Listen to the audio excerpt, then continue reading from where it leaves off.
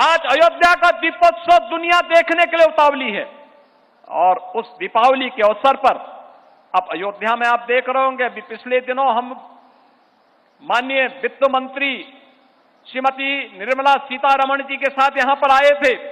तब आपने देखा होगा इसी अयोध्या धाम में उस समय दक्षिण भारत के 3 पूज्य संतों की प्रतिमा, जिनका पूरा जीवन 13वीं सदी से लेकर 18वीं सदी के बीच राम भक्ति के लिए समर्पित था, ऐसे त्यागराज, पुरंदरदास और महास्वामी अरुणाचल कवि, इनकी प्रतिमा की स्थापना का कार्य बृहस्पति कुंड के पास हुआ है।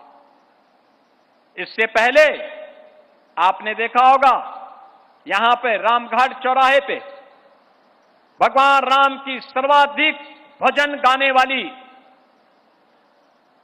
लता मंगेशकर जी की स्मारक इसी रामघाट चौराहे पर भव्य प्रतिमा, भव्य स्मारक बना हुआ है। आज लोगों का सेल्फी पॉइंट बना हुआ है।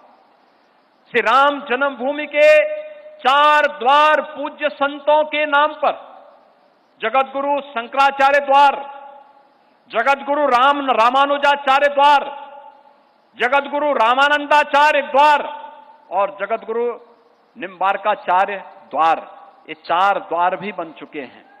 आज इस अयोध्या में निषाद राज की स्मृति भी आ गई है। माता अहिल्या की भी स्मृति हम सबके सामने है। आज अयोध्या में माता सबरी की भी स्मृति हम सबके साथ जुड़ रही है। आज हम सबको स्मरण दिला रहा है जटायु, रामायण काल का पहला बलिदानी।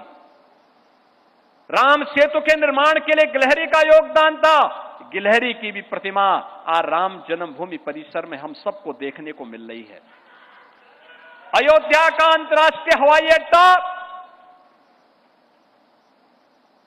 त्रिकालदर्शी ऋषि महर्षि वाल्मीकि के नाम पर,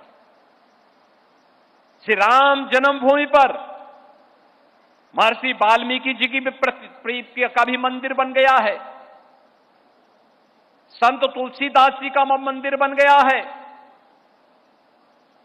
महर्षि विश्वामित्र जी का भी मंदिर बन गया है। यानी वह सब कुछ आज अयोध्या में हम सबके सामने है, जिसके लिए अयोध्या इन सभी कार्यों के लिए आज हम सबको इस पहचान के लिए जार दिखा रही थी और जिसके लिए हम सब जिस पहचान के लिए कभी मोहताज थे, आज दुनियावी सब पहचान अयोध्या धाम में देख रही है। और बहनों और भाइयों, इसीलिए पहचान बनी रहे।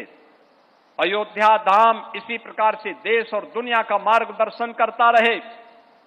अयोध्या के पूज्य संतों के मार्गदर्शन में अयोध्या के नागरिकों की और उत्तर प्रदेश के नागरिकों की महती जिम्मेदारी बनती है कि उत्तर प्रदेश के अंदर आज जो माहौल हम लोगों ने डबल इंजन की सरकार ने प्रधानमंत्री मोदी जी के नेतृत्व में प्रदान किया है, सुरक्षा का, सुशासन का, विरासत और विकास का, यह अनवरत रूप से आगे बढ़ता रहे। इस विश्वास के साथ दीपोत्सव 2025 के इस आयोजन में जब आज प्रभु श्री राम 14 वर्ष के वनवास के उपरांत अयोध्या धाम पधारे हैं और अयोध्या धाम में उनका स्वागत किस रूप में होना चाहिए, आपने देखा होगा भगवान राम इस बार भी पुष्पक विमान से यहां पर उतरे थे और पुष्पक विमान से फिर हम लोग उनके रथ को खींच करके लेकर के आए, उन्हें यहां पर सिंहासन पर विराजमान किया। उनका तिलक पूज्य संतों के मार्गदर्शन और उनके सानिध्य में यहां पे संपन्न हुआ और अब भगवान राम के विराजमान होने के बाद दीपोत्सव का एक कार्यक्रम कुछ ही देर में प्रारंभ होगा। हम लोग पहले राम जन्मभूमि में दीप प्रज्वलित करेंगे और राम जन्मभूमि के बाद सरयू मैया की आरती के उपरांत दीपोत्सव का भव्य आयोजन होगा।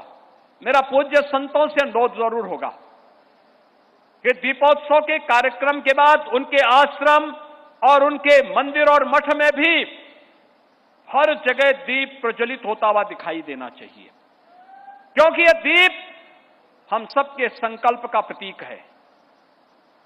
एक नव्य और दिव्य अयोध्या का प्रतीक है।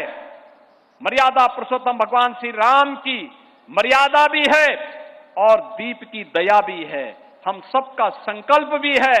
और नए भारत के नए उत्तर प्रदेश में हमें विकसित भारत के लिए विकसित उत्तर प्रदेश के निर्माण के संकल्प के साथ जुड़ना पड़ेगा।